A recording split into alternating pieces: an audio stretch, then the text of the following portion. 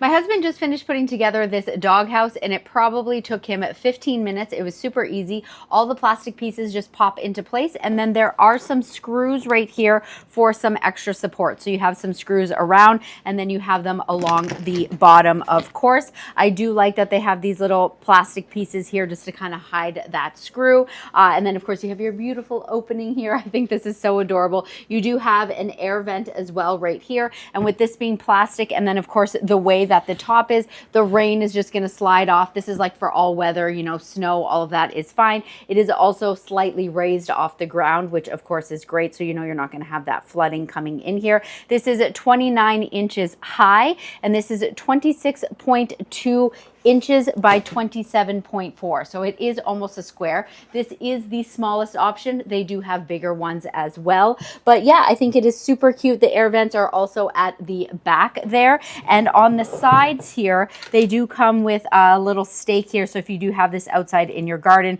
you can push this in and then put it in. So it's really going to make sure it is not moving anywhere. So if you need a cute little place for your furry friend, this thing is awesome.